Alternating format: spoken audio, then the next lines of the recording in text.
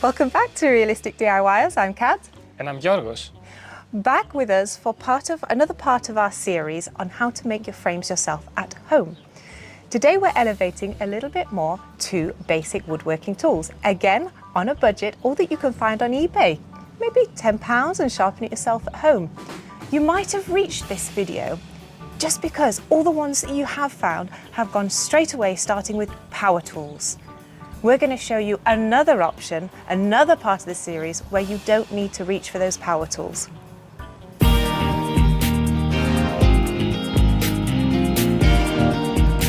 In our previous video, we did give you a tip that as basic as you can get, if you don't have tools, you can actually buy the mouldings ready-made. Although this looks ready-made, this is ready to hold your acrylic, your perspex, your glass for the frame. But who did this? I did. With the shoulder plane. Oh, sorry, what? The shoulder plane. Okay, where did you get that from? So I got it from Amazon a week ago, and I adjusted It's cheeky. It's always ordering without telling me.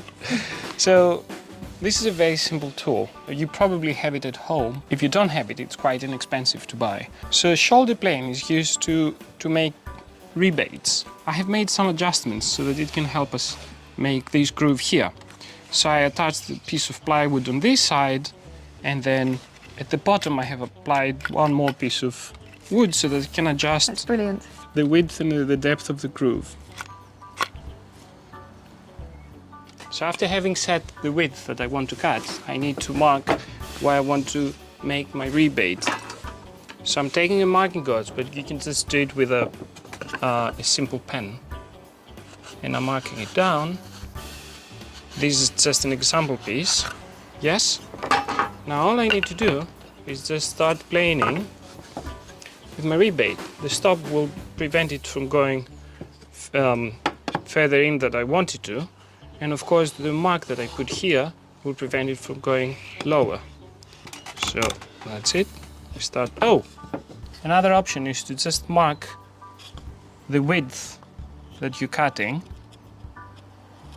so that you can, let me just double check, yes, so that you can mark your piece so that you won't have any tear outs.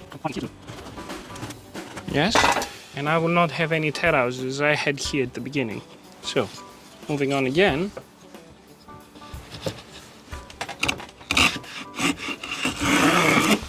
One, two,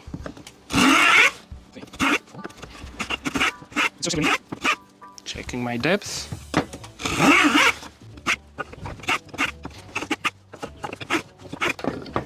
And there you have it.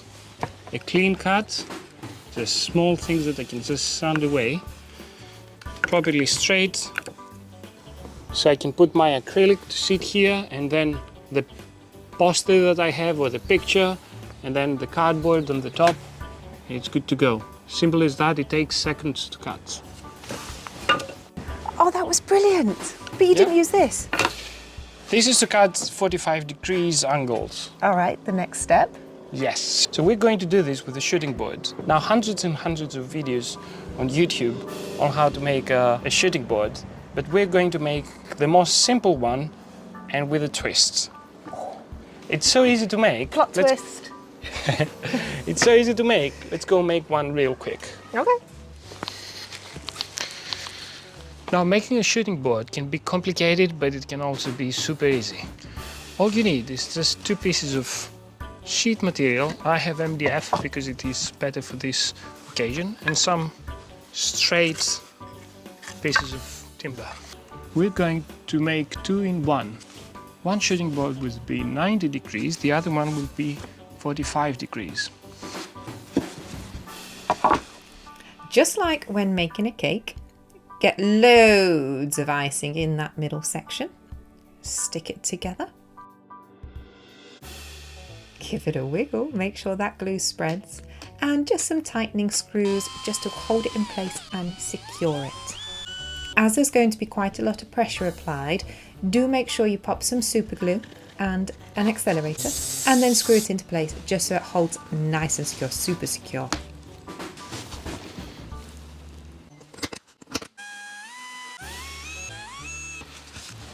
Done. And now we have the 90 degrees. Let's go for the 45 degrees.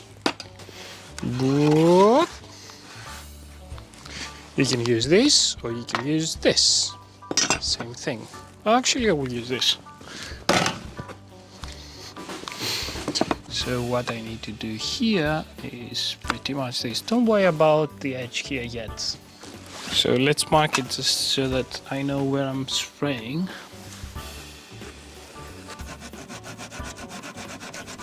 Just repeating that same process that we did with the 90 degrees with the 45 degrees. Again, applying the accelerator with the super glue, securing it into place with some screws. Just trim the ends so it's flush where your planer will be running along, and make sure to have that groove right from start to finish all the way along. Joris will show you now. So do you see the small difference now after I have trimmed it? Perhaps you can see it from this angle. So it's like 0.5 millimeter in, which is what we want. So there it is, ready made. How do we do this? We're marking a piece like roughly 45 degrees by hand. We don't need to be precise. I'm going to cut this with my saw. There it is. Now, as you can see at this point, we're not at 45 degrees and definitely not smooth. So let's smooth it down. We took the shooting board, we take the plane, and we start cutting. Oops.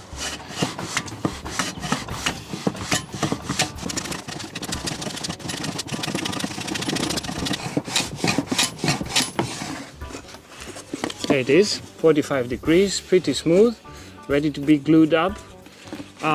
Because of this piece of guide here, we don't have any tear outs on the nose, and because of how it is structured here, it is absolutely 90 degrees.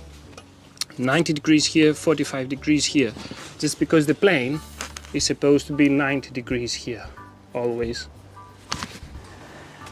I want to check this shooting board 45-degree angle. Let's have a look. Wait a minute, there's two. Super. Fantastic. Now, of course, the next step is connecting it all. So this does include some glue, some tape and some clamps. So for the first one, let me show you. Have a look down here. So bring the two cut corners together, take your straight edge angle and align your two corners. Now, before you attach them, take your glue, I'm just going to demonstrate where, and squeeze it down. Once you've got your glue, pop your 90-degree angle just on the inside of the groove that was cut, so that when you clamp your little clamps on, nothing twists and it stays aligned. Squeeze them together. Now, you'd leave that overnight. However, with this system, you will need 4 angles and 8 clamps. Shall I show you a system where you need less? Let's have a look. So, this is nifty. The best tape around the house, my favourite tape, masking tape. Take a good bit, I'd say at least 5-6 inches, and keep it sticky side up, nice and clean, sticky side up. Now, make sure the groove is facing away from you and bring it to the back of the tape. Align it as best you can. And here, you'll already again pop the glue on the inside, groove facing away. Do the best you can, not only to line it up with the masking tape, but with the existing piece that's there. Look how super brilliant this tip is. Bring it together, wipe off any excess, close it to support it. As we did again, pop your right angle on, secure it. So tape 4 corners, but with this system, you actually only need 1 corner that is clamped with the right angle. all the corners will push against each other and glue each other in place. And as we know, masking tape comes off easy with no marks. Of course, there is one more option. Instead of buying 8 clamps, you can buy 4 corner clamps. Have a look here. Less than £20 as well, of course. One of the final few steps, your protective layer. We're using Perspex glass here just to give it a cut. And cut your cardboard to size, apply it at the back and secure it with glazier pins. Check back to the first video of this series just for a few more details on these last couple of steps. So there we have it, another option. We leveled up 1 to hand woodworking tools. Join us on the next part of the series. We're going to level up to small power tools. What are we going to do there? You'll have to come and have a look. As always, if we have helped you with tips and challenges, like, Subscribe and bell, or so that you can check all of our videos the moment they come out. Thank you very much. let's bask in our frames in the sunshine.